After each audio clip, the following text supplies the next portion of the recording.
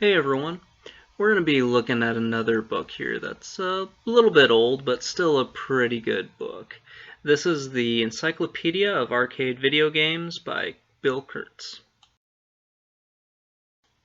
What this book does is give you kind of a visual history of arcade games from the mid-70s all the way up until about 2004 when the book was published.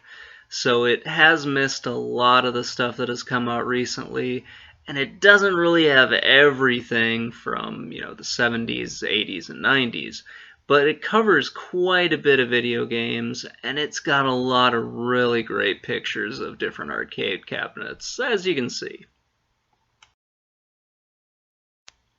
Now, the way the book is set up is kind of odd to me. It's broken up into eras, but the eras don't really make a whole lot of sense.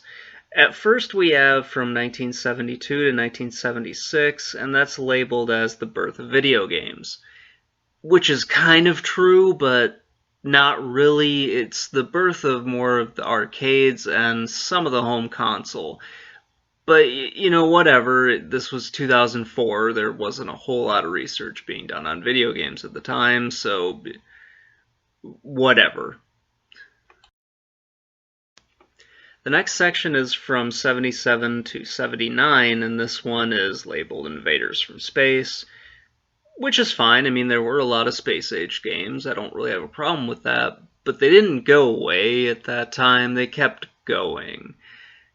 And even with that, I think that you could probably lump the first two into one, but, whatever. Bill didn't want to do that, so okay.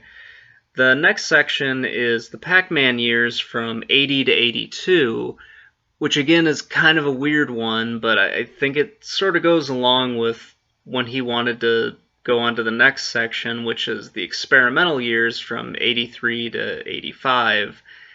And then he just throws everything else in with the present era, which is 86 to 2004. Which is just freaking weird to me, but whatever. So after you get through all of the sections and everything, which is at least the majority of the book, you get to the very end and there are two sections which I kind of like.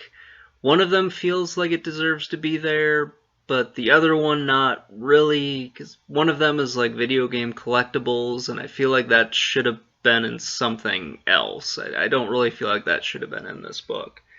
And then you get into like how to really maintain your own home arcade, which is, it still is pretty good information to have, but I feel like with some arcade games now, like with the arcade 1-ups, I don't think you really need to do it. It feels like a more hobbyist section, which works for a lot of the people who are arcade hobbyists. For people like me, it's sort of like, well, okay, at least this is about arcade games. This deserves to be in here.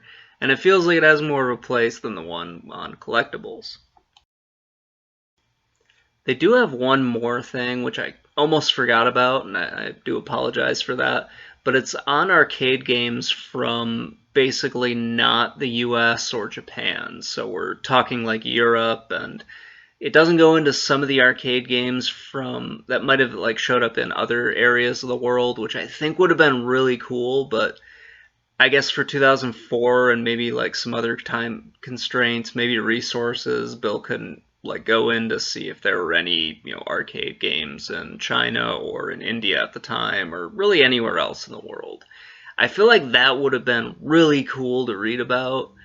I honestly don't know if there really were any, so it might be something I want to research a little bit later.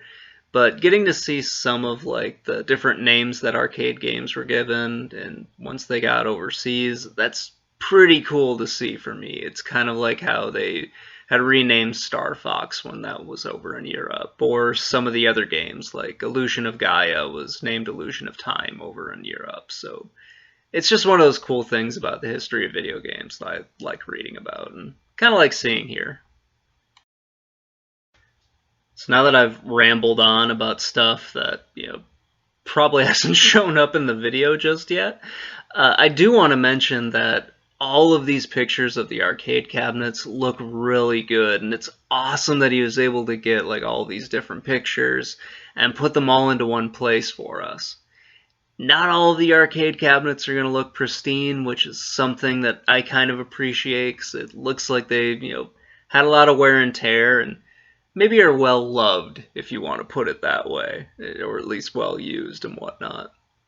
And you get to see just a bunch of the different, control schemes of the different arcades and the art styles. It just looks so cool. Some of them are even at least shown that they're running, and the ones that aren't, you have screenshots and maybe the marquees and promotional material that go along with them.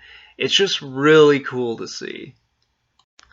Having not really had a chance to grow up in the arcades and not really experiencing arcades until much later, I never got to really see all of these different cabinets. I've heard about them, but hearing about it, actually seeing it on a piece of paper, those are two different things, and it'd be even better if I could go to an arcade and actually play them. Flipping through this book reminds me a lot of when I went to this huge arcade in Chicago that was multiple stories, and I just couldn't get through the entire thing in one day. But this was a really cool book to flip through, and it just brought up a lot of memories of me going to arcades later on in my life and sort of seeing what I missed out on. Anyway, guys, that's it for me this time. I hope you all enjoyed the episode, and have a great day.